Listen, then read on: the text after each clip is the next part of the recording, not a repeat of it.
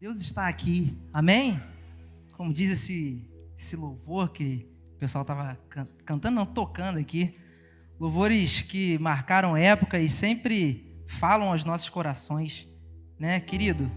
Meu nome é Caleb e estou incumbido da missão de trazer uma palavra de Deus para o seu e para o meu coração. Mas eu quero te dizer que antes da palavra chegar em você, ela já chegou em mim e já fez um estrago, meu irmão. Eu estou quebrado aqui, com o coração quebrantado. Porque quando a gente tem contato com a palavra do Senhor, a gente é transformado, a gente é renovado, a gente é confrontado, a gente é liberto dos nossos milindres e assim a gente pode viver para a glória do Senhor. Amém? Queria convidar você a estar abrindo comigo aí a sua Bíblia no livro de Romanos, capítulo 11. Talvez a sua versão seja um pouco diferente da minha, e por isso eu pedi para o pessoal projetar aqui atrás. Mas, de qualquer forma, é importante você abrir, já que a tecnologia nos alcançou, a gente abre o celular, né? A Bíblia no celular, a gente não abre o livro físico. Mas o importante é que o conteúdo é o mesmo e ele vai te impactar de qualquer forma se você tiver com seus ouvidos atentos, com seu coração aberto. Amém? Glória a Deus. Livro de Romanos, capítulo 11, versículo 33, diz assim: vocês por acaso já viram algo que se compare à graça generosa de Deus ou à sua profunda sabedoria? É algo acima da nossa compreensão, que jamais entenderemos. Há alguém que possa explicar Deus? Alguém inteligente o bastante para lhe dizer o que fazer? Alguém que tenha feito a ele um grande favor ou a quem Deus tenha pedido um conselho? Tudo dele procede, tudo acontece por intermédio dele, tudo termina nele. Glória para sempre, louvor para sempre. Amém. Pai, nessa noite estamos aqui, ó Pai, debaixo da tua glória, reconhecendo que tu és Deus e somente a ti pertence a glória. E não há outro além de ti, tudo é de ti, para ti e volta para ti.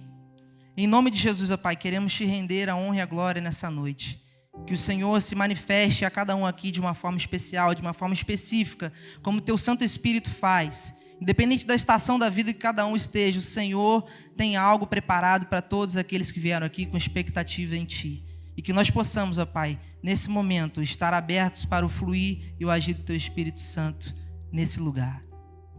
Em nome de Jesus. Em nome de Jesus. Amém. Querido, eu lembro de um louvor que fala: porque dele, por ele, para ele são todas as coisas. Você lembra desse louvor? Você pode cantar junto comigo?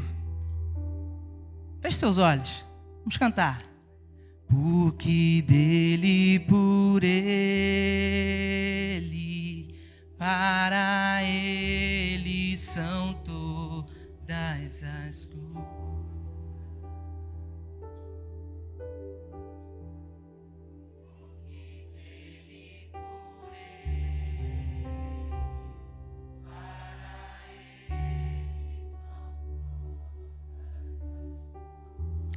Vamos declarar a Ele a glória. A Ele a glória.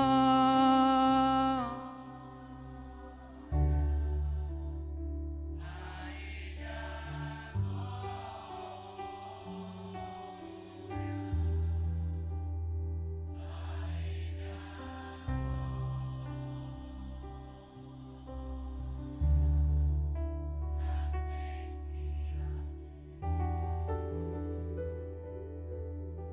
A Ele a Ele a glória,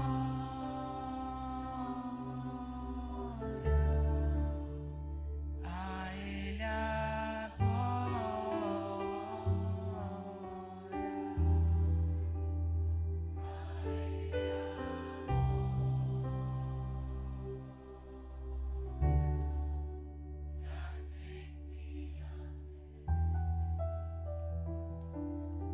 Quando a gente rende a honra e a glória ao Senhor, a gente sai do centro e Ele assume o centro de tudo. E quando isso acontece, você abre mão de uma forma automática dos seus desejos, dos seus sonhos, E muitas vezes a gente é levado por uma ideologia externa, uma filosofia de que você pode todas as coisas. A Bíblia fala que você e eu podemos todas as coisas, é verdade. Mas a gente tem que olhar o todo. Porque quando Paulo fala, posso todas as coisas naquele que me fortalece, não é posso fazer todas as coisas. Ali Paulo estava numa situação de prisão. Ele estava sendo perseguido. Paulo teve que correr para não ser morto. E ele foi falando, eu sei o que é ter muito, eu sei o que é ter pouco, eu sei o que é estar livre, mas eu sei o que é estar preso. Mas nada disso me impede de render honra e glória a Deus. Porque dele, por ele, para ele, são todas as coisas. Aí ele vai e fala, posso todas as coisas naquele que me fortalece. Em outras versões, você vai encontrar uma palavra ali que diz, posso suportar todas as coisas, porque é ele quem me fortalece. Querido, eu não sei qual situação da sua vida você se encontra hoje, mas o importante de você e eu termos a consciência de que nós precisamos render a Ele toda a honra e toda a glória.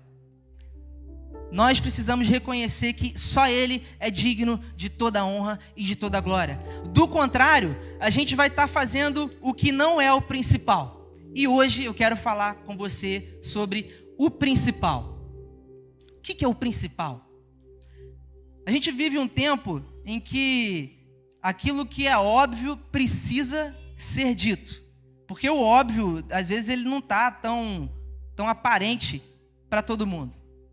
E eu quero te dizer que o principal não é você realizar os seus sonhos. O principal não é você realizar todos os seus desejos.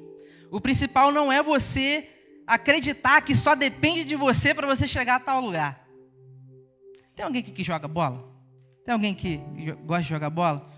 Em algum momento, quem joga bola, tem aqui meu irmão Arquimedes, inclusive joga direitinho, joga muito bem. Em algum momento, quem joga bola já pensou, poxa, eu quero ser um jogador profissional de futebol. E se eu disser para você que só depende de você se tornar um jogador de futebol, eu vou estar cometendo assim, uma fatalidade com você, porque se você não conseguir, você der o seu máximo, você vai pensar, poxa, mas o Caleb falou, poxa, mas a Bíblia me respaldou.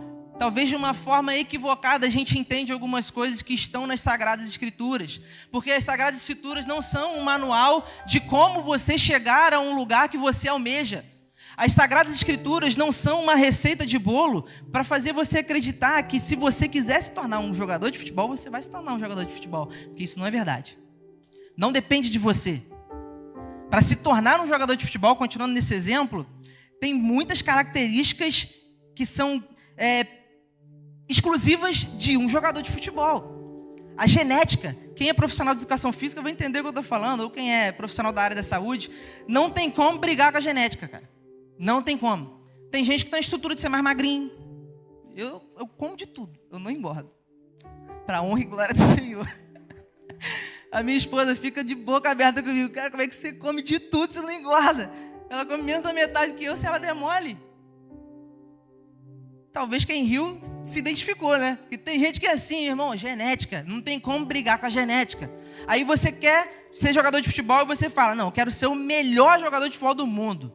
Quero ser igual o Messi. Não depende de você, meu irmão. Aquele cara, ele é fora da curva. Tem gente que é fora da curva. Não tem como a gente se comparar.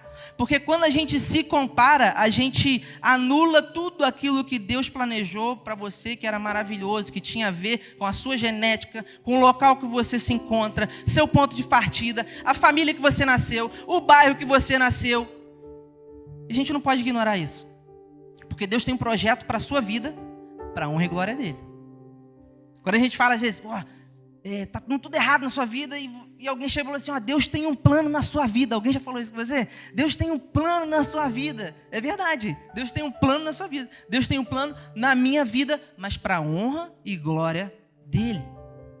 Se você observar, todos os louvores que a gente cantou hoje foram louvores que rendem honra e glória a Deus. Eu estava ali no meu momento com o Senhor, no momento da adoração, eu estava pensando, poxa, Deus colocou a palavra certinha no meu coração. Aí dá aquele alívio, poxa, será que eu estou falando o que Deus quer que eu fale? Glória a Deus. Porque Ele venceu a morte.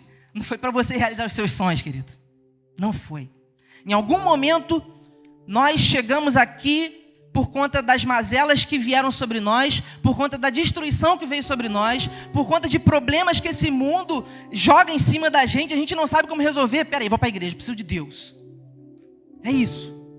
C.S. Lewis fala que o sofrimento é o megafone que Deus usa para chamar as pessoas para perto dele. Então, se você se encontra no momento de destruição da sua vida, um momento de sofrimento na sua vida, pode ter certeza, querido, esse é um megafone que Deus usa para te chamar para perto. Tem aquele ditado popular, se não vem pelo amor, vem pela dor.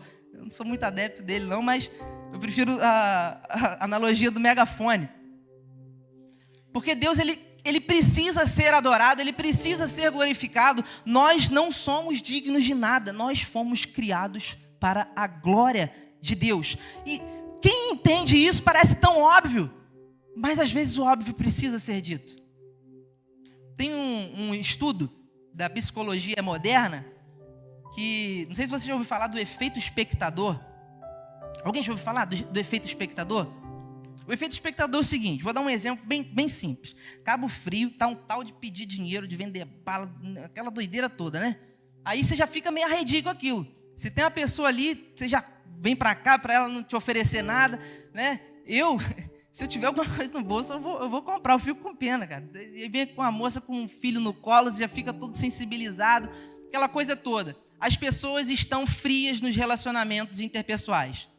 E esse fenômeno que é estudado, chamado de efeito espectador, é justamente por conta disso. Estava em Cabo Frio outro dia, tinha um morador de rua, creio eu que era um morador de rua, estava estirado na calçada. Finge que isso aqui é uma calçada, finge que ele é isso aqui. Aí as pessoas estavam fazendo assim, ó. Aí eu olhava para trás e continuava. Aí quem vinha de lá esperava o outro vir para atravessar assim, ó, olhava e continuava. Assim, gente, será que ninguém vai fazer nada? Você já se deparou com alguma situação que a pessoa estava precisando de ajuda, ou alguém estava precisando de ajuda e todo mundo ficou olhando assim, ninguém faz nada? O nome disso é efeito espectador. Você coloca no outro a expectativa do que você percebeu que alguém deveria fazer e você não faz. Esse efeito faz com que as coisas não aconteçam.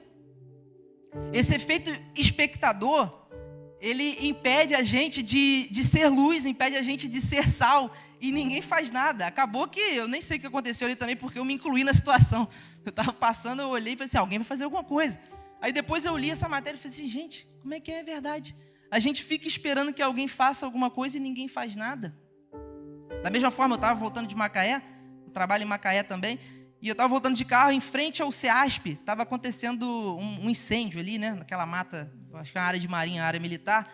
Aí eu pensei, pô, vou ligar pro bombeiro. Aí eu liguei pro bombeiro. Falei, ó, tá tendo um incêndio aqui, passando em frente ao CEASP e tal. Ela, alguém já ligou. Aí eu, que bom, né?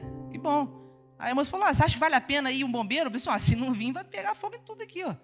Tá começando agora. Às vezes você tem a oportunidade de apagar um incêndio no início. Mas se você não fizer nada, o negócio vai alastrar. Vai chegar num ponto que vai ficar incontrolável. Vai ficar incontrolável. O que eu quero dizer? É óbvio que alguém precisava ligar para o bombeiro para vir resgatar aquele homem. Era óbvio que alguém precisava ligar para o bombeiro para vir apagar um incêndio que estava acontecendo na estrada. Mas às vezes o óbvio, ele não está tão nítido para todo mundo. Será que é óbvio para você e para mim que Deus é o único digno de toda a glória? Será que está óbvio para você e para mim que esse espaço de culto não é o espaço dedicado para que você alcance os seus objetivos pessoais? Será que nós estamos com a motivação correta ao nos aproximarmos de Deus? Porque e se tudo der errado para você? E se tudo der errado para mim? Eu fazendo tudo certo? O que vai ser eu? O que vai ser você?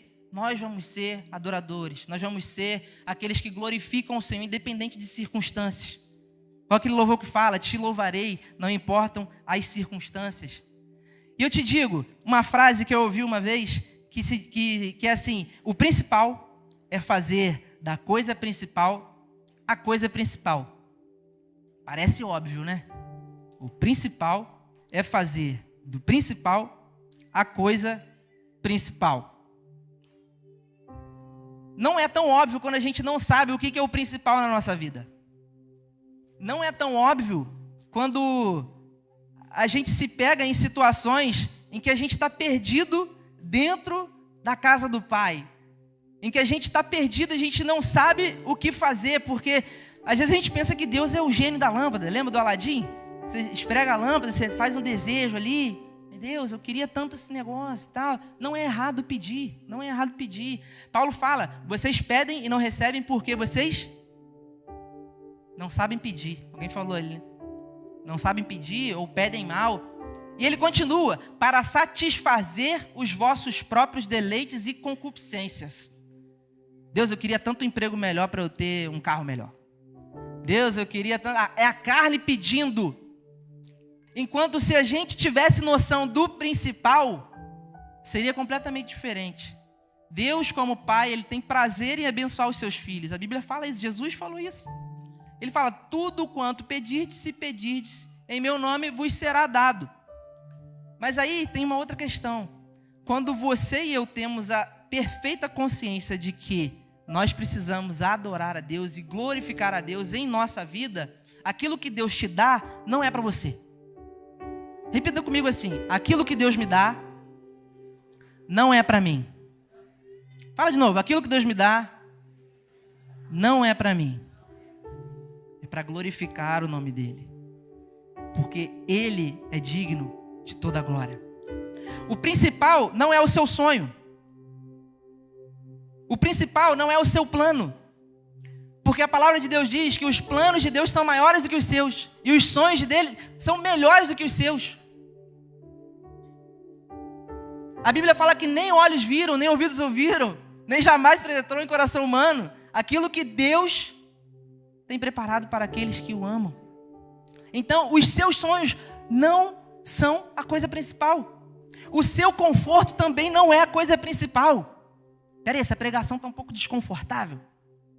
Porque meu sonho não é o principal. O meu conforto não é a coisa principal. Sabe por que o seu conforto e o meu conforto não é a coisa principal? Porque todas as coisas cooperam para o seu... Todas as coisas cooperam para o meu... seu e o meu bem. Não para o seu e o meu conforto. Muda completamente. O ser humano, ele sempre vai buscar um ambiente mais confortável para ele. O ser humano, ele tem uma necessidade intrínseca e natural de abrigo, comida, proteção e de fazer parte. Quem é psicólogo aí já vai entender aonde que eu quero chegar. Você precisa de abrigo, você precisa de proteção, você precisa de alimento, você precisa da necessidade de fazer parte.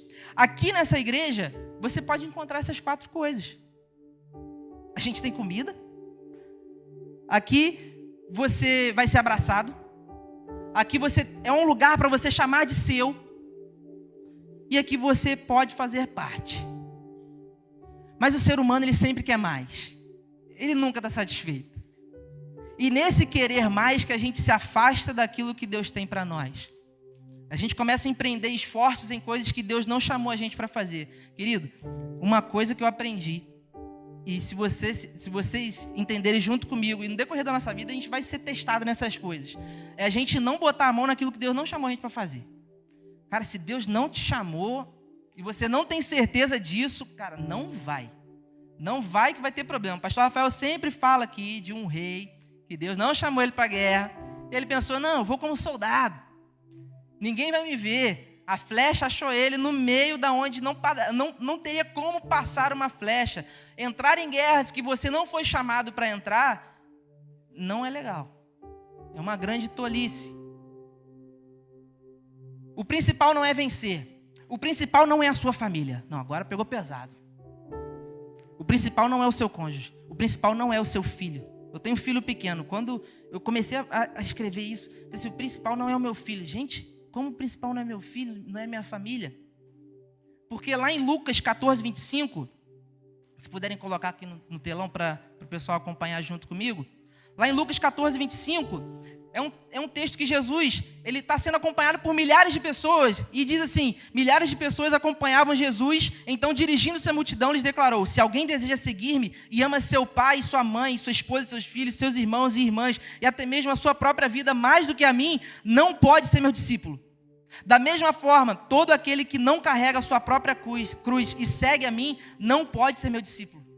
E o versículo 33, Diz assim: assim, portanto, todo aquele dentre vós que não renunciar tudo quanto de mais estimado possui, não pode ser meu discípulo. É pesado. É pesado porque quando a gente começa a perceber que nas Sagradas Escrituras tem alguns versículos que vão de encontro a bases falsas que a gente construiu no decorrer da nossa vida toda. E aquilo ali você pensa: nossa, eu achei que se eu fosse para a igreja ia dar tudo certo. Eu achei que se eu fosse para a igreja meu sonho ia ser realizado. Eu achei que se eu fosse para a igreja eu ia ter um carro melhor. Eu achei que eu ia ter uma empresa melhor. Eu achei que eu ia... Achou, meu irmão, achou. Antes você descobrir isso agora do que depois. Porque a gente tem que orar todos os dias: Senhor, quebra no meu coração, quebra na minha mente bases falsas que foram construídas pela religiosidade no decorrer da minha vida, no decorrer da minha vida cristã. Muitas vezes a gente se depara com coisas que Jesus não falou e a gente está seguindo, a gente está achando que está certo e não está certo. Nós precisamos entender que é tudo para a glória de Deus. Se aquilo que você está fazendo hoje, meu irmão, não glorifica a Deus, você tem que dar um jeito de parar. No seu trabalho, é possível você glorificar a Deus no seu trabalho? É sim, é possível. Você não pode ser aquele crente chato também, né? Que fala o evangeliquez, chama os outros de varão na rua, o cliente chama de varoa, varão, vaso. Não, meu irmão, não é disso não. Abre mão desse linguajar aí, que senão não vai dar certo. Eu, no meu trabalho, todos os lugares que eu entro, eu fico pensando numa oportunidade de falar de Jesus para alguém. Mas eu não posso chegar e falar assim: pô, você conhece Jesus? Pô, já era, já criou uma barreira ali, porque, né? Aquela coisa. As pessoas têm uma expectativa na gente, elas investigam quem é você, e quando você menos espera, você se depara com alguém que te conhece e você não sabia. Eu estou olhando para uma pessoa agora que me conhece e eu não sabia. O Mário trabalha num local que eu visito com uma certa frequência, e ele chegou para mim e falou assim: aqui, é você que de vez em quando fala lá na frente, não é? Na igreja? Aí eu, me deu medo, fiquei gelado. Já pensei: será que eu fiz alguma coisa errada aqui?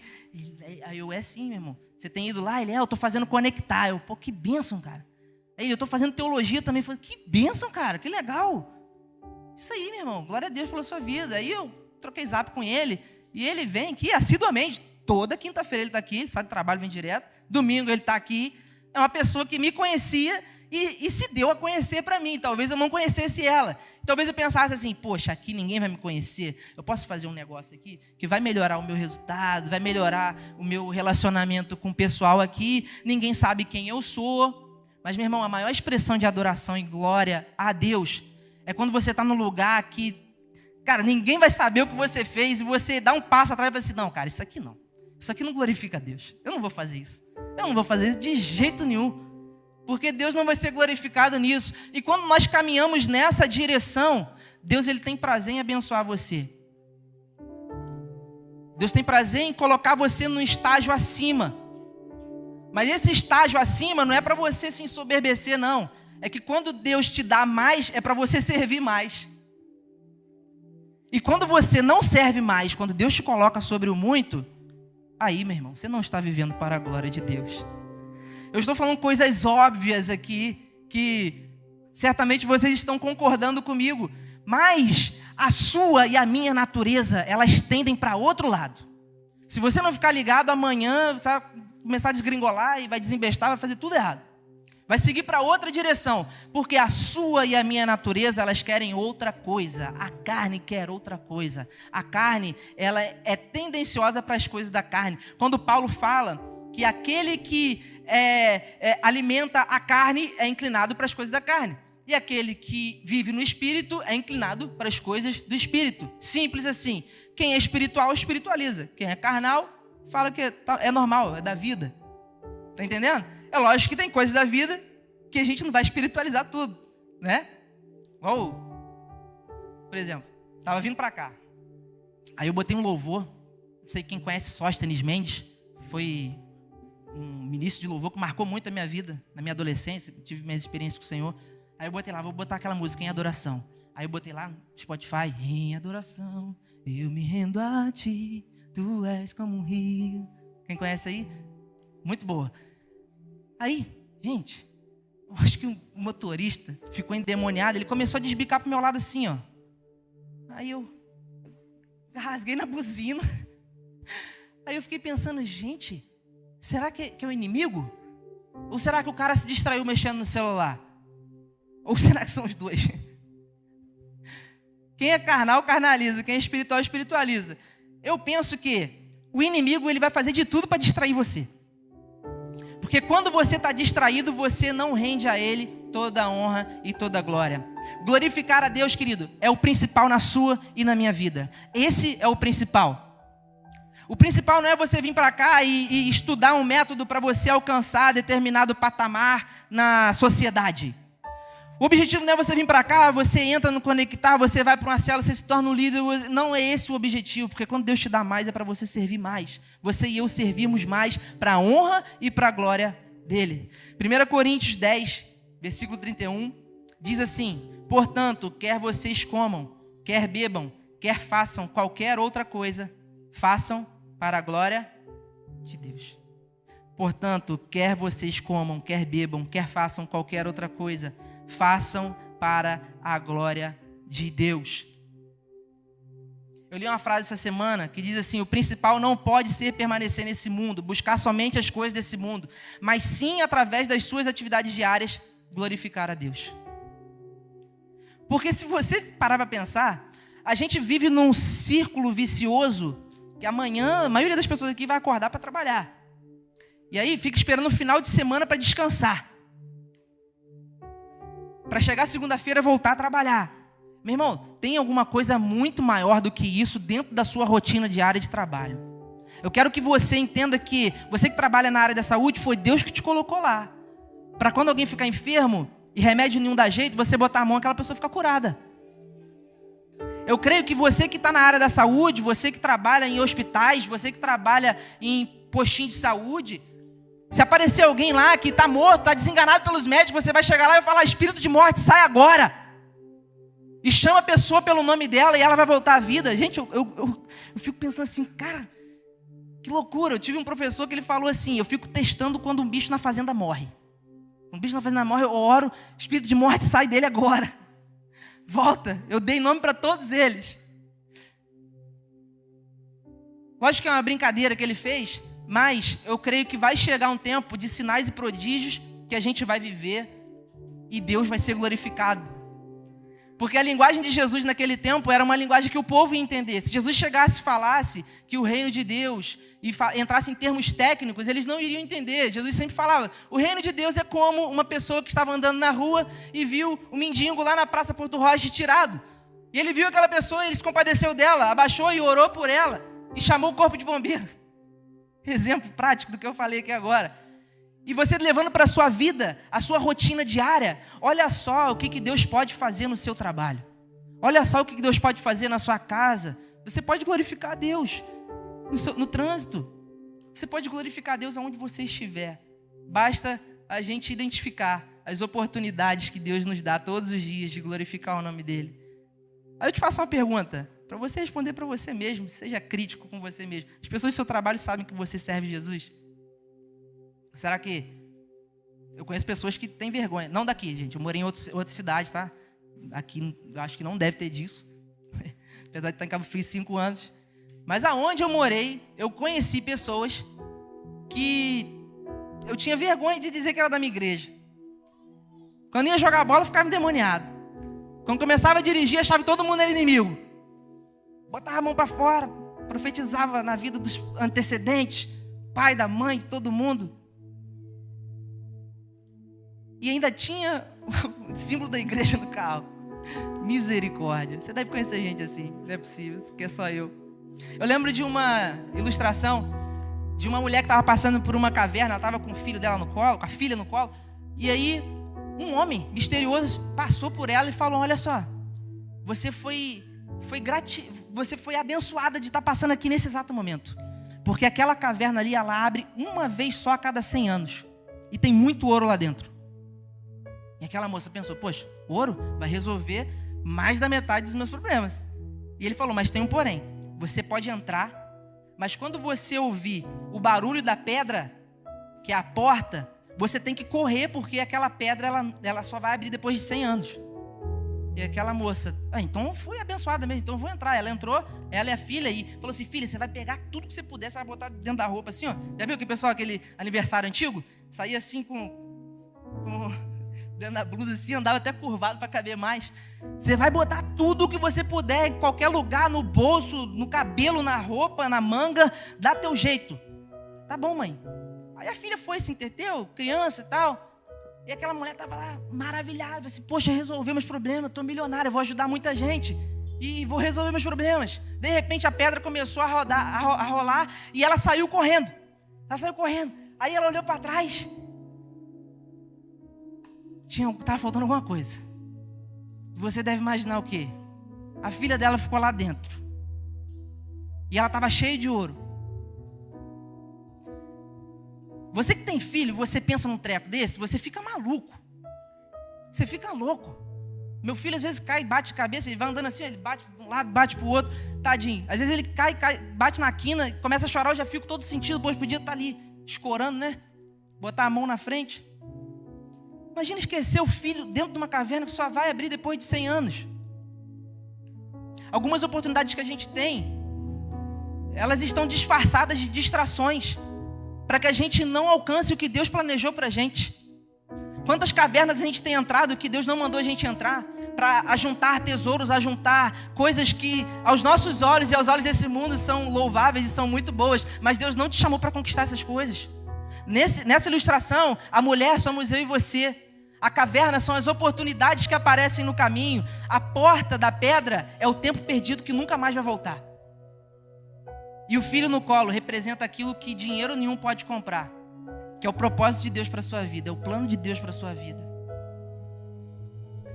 E quando a gente reconhece que Deus ele tem algo poderoso para nós, a gente começa a ser mais seletivo com algumas coisas que aparecem diante de nós. Guerras que não era para ter entrado, coisas que não era para fazer, cavernas que não era para a gente estar lá, era para a gente passar longe de lá, e a gente segurar no colo o propósito e o plano de Deus que Ele colocou na nossa vida. E a gente só vai entender o que é esse propósito de Deus para nós quando a gente tiver um contato verdadeiro com a glória dEle. Coloque-se de pé, querido. O principal é você e eu entendermos que nós estamos aqui para a honra e glória do Senhor. Nós não estamos aqui para satisfazer as nossas vontades. Nós estamos aqui para glorificar o nome dEle. E através daquilo que Ele colocou em você, através do lugar que Ele colocou você, Ele vai ser glorificado. E nós seremos totalmente satisfeitos nele à medida que nos relacionamos com a glória dEle. Nós seremos completamente satisfeitos nele à medida que nos relacionamos com a glória dEle.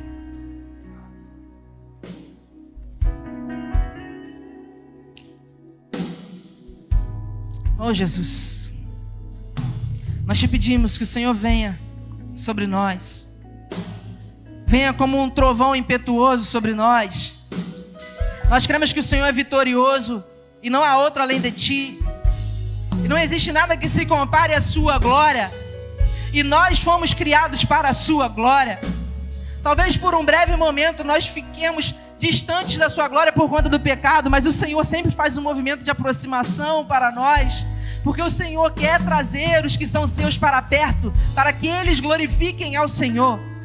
E um dia nós cremos que nós estaremos na eternidade. Essa terra vai ficar aqui, tudo vai ficar aqui, todos os itens brilhosos das cavernas que tem pelo mundo vão ficar por aqui, e nós estaremos diante do Senhor, rendendo honra e rendendo glória. E o Senhor permite que nós façamos isso hoje, para que continuemos na eternidade. Ei, Jesus, vem como um trovão sobre nós nessa noite. Diga isso a Ele, levante suas mãos. Diga que venha os céus, que venha o reino inabalável, o reino de justiça, o reino de paz, o reino de alegria, que só Ele pode dar.